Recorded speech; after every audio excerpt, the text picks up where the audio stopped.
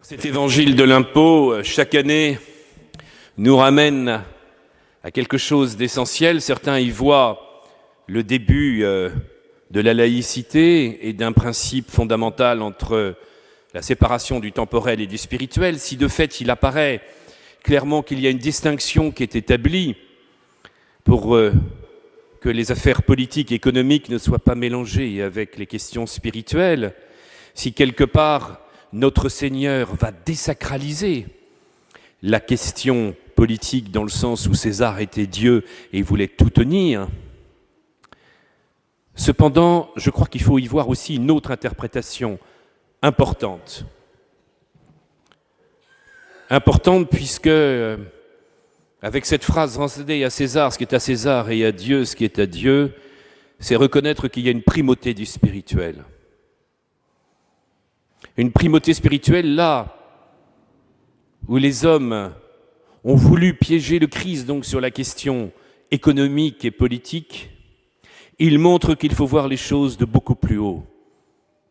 Ce n'est pas une négation du domaine politique, du domaine économique. Ce n'est pas ce qu'a voulu faire le Christ, puisqu'au contraire, il n'appelle pas à la révolte et demande bien d'être dans la conséquence du gouvernement de César et de la Pax Romana dont les pharisiens étaient les premiers à en bénéficier et certains même à pouvoir s'enrichir de cette situation-là. Donc, il rappelle le devoir d'une certaine justice sur le plan politique et économique.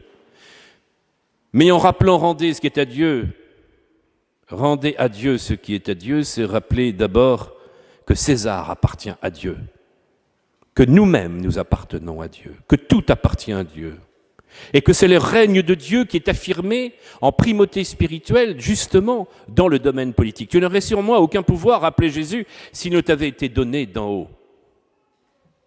Il rappelle ainsi que la seigneurie, le rôle avant tout de la providence divine est de pouvoir guider les hommes vers une seule finalité, le fait que nous soyons marqués dès la création par l'image de Dieu. Nous avons été créés à l'image de Dieu. Voilà l'enseignement de la Bible, l'enseignement du Christ.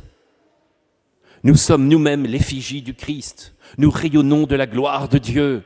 Il est dit dans l'Épître aux Romains que Dieu va chercher en tout homme, évidemment, le Christ, son propre Fils. Au chapitre 8, nous sommes nous-mêmes les co-héritiers du Christ et nous sommes marqués par le Christ. Et ainsi, Dieu va pouvoir trouver en tout homme le Christ parce que nous sommes frères de Jésus-Christ. Cela veut dire que nous avons dépassé l'ordre de la création. Il y avait déjà une dignité immense et nous étions déjà la marque de Dieu. Nous avions déjà l'effigie de Dieu pour l'homme créé, mais l'homme ayant rejeté cette présence de Dieu, le Christ en prenant chair, en devenant homme et en éclairant tout homme venant dans ce monde, et par son sang, en touchant le cœur de chaque homme, par son amour infini, alors l'homme est marqué par le baptême. La grâce qui a jailli de son cœur fait que tout homme reçoit ce caractère, ce sceau ineffaçable, et qui fait que nous sommes restaurés entièrement, nous le disons chaque jour à la messe, au Dieu qui avait créé la nature humaine et l'avait restaurée d'une manière plus admirable encore. Chers frères, nous avons la marque de Dieu, nous sommes à l'effigie comme la pièce de César, eh bien nous sommes à l'effigie du Christ. Mais non pas pour avoir un gris-gris, non pas pour avoir une simple identité chrétienne, non pas pour avoir quelques valeurs. La marque de Dieu, c'est la charité. C'est un amour infini qui marque toutes les facultés de notre âme et qui fait que nous allons être transformés dans cette sainteté de Dieu. Soyez saints comme le Père est saint. C'est incroyable. Soyez des imitateurs de Dieu. Ça veut dire que ce qui est proposé par la foi chrétienne est d'une audace inouïe. On nous demande de devenir comme Dieu. Mais non pas pour que l'homme s'enorgueillisse et se prenne pour un petit Dieu. C'est-à-dire que c'est une sainteté qui nous est offerte par le baptême, par la croix du Christ, et qui nous invite dans la charité à nous élever à l'ordre surnaturel et à être de plus en plus transformés par Dieu pour qu'un jour, dans la gloire du ciel, nous puissions le voir tel qu'il est. Voilà la dignité de l'homme. Aucune religion n'avait proposé une telle divinisation gratuite par amour. Et non pas pour qu'un homme s'enorgueillisse, mais que dans son humilité de créature, l'homme puisse être élevé vers le Créateur. Vous voyez comment c'est à l'encontre de toute pensée orgueilleuse et de tous ceux qui avaient voulu diviniser les Césars, diviniser la politique, diviniser l'humanité, mais la diviniser pour que l'homme se croie tout-puissant, puisse organiser génocide, massacre, argent, puissance, tout ce que l'on veut. La divinisation est la marque de Dieu dans l'histoire de l'homme. C'est une élévation dans la charité et dans l'amour.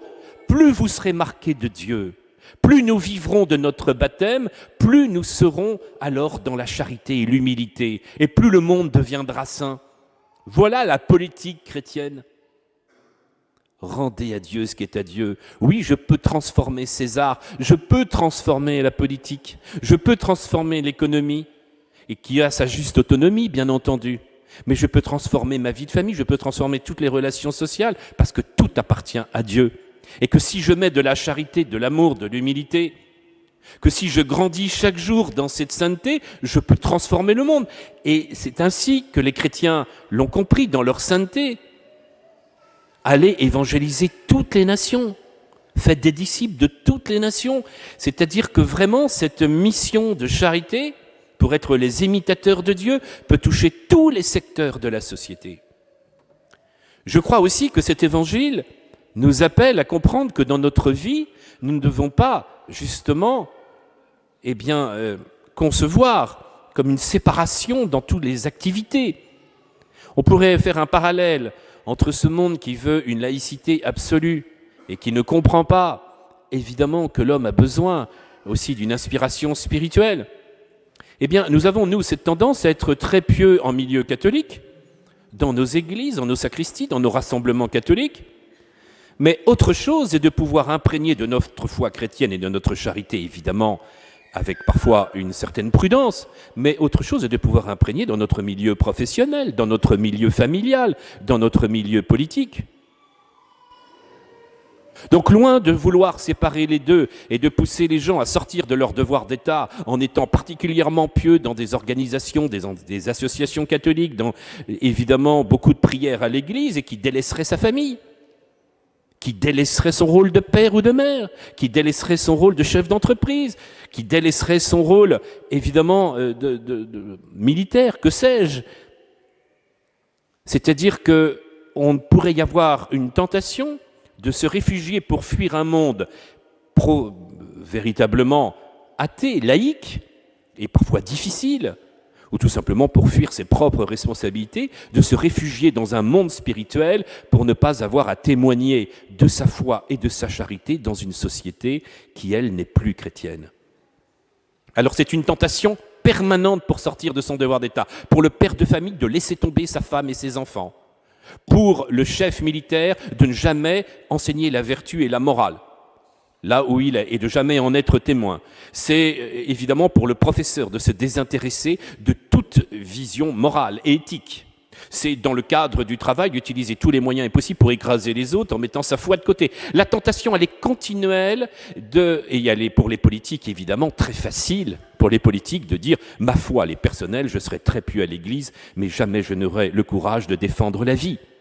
Et je crois que d'ailleurs l'une des raisons pour lesquelles nous avons perdu tous les combats de la vie depuis 50 ans, c'est entre autres parce que nous avons séparé, que nous n'avons pas eu de courage d'aller jusqu'au bout pour témoigner de la foi. Nous avons manqué non seulement de compétences, mais nous avons manqué de courage. Nous avons une vision de la laïcité de la part des clercs qui était de séparer totalement une vision qui serait de la révélation et qui serait catholique et des conséquences que cela pourrait y avoir dans le domaine social et politique. Ce manque d'unité, de courage, ont fait que nous avons perdu tous les combats. Et ça continue. Ça continuera parce que, regardez, nous avions un 19e siècle avec majorité catholique extrêmement pieux. Extrêmement pieux. Toutes les églises étaient remplies. Nous avons tout perdu les années après les années. Pourquoi ? Parce qu'il n'y avait pas d'imprégnation de la grâce et de la foi catholique dans le devoir d'État, dans les responsabilités politiques, sociales, de chercher les gens compétents, de travailler avec, une certaine forme de cléricalisme aussi, où seuls les évêques et les clercs croyaient qu'ils pouvaient régler toutes les questions importantes et spirituelles. Eh bien, nous avons vécu les mêmes histoires pour le mariage pour tous. Seuls les clercs pouvaient s'occuper de ça. Mais non!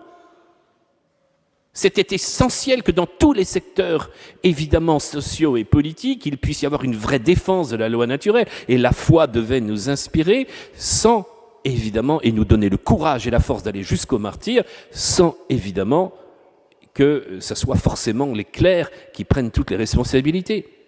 La foi chrétienne, chers amis, et le mystère de la grâce doit imprégner tous les secteurs de notre vie. Tous les secteurs de notre vie pour que cette charité puisse apparaître comme la vérité.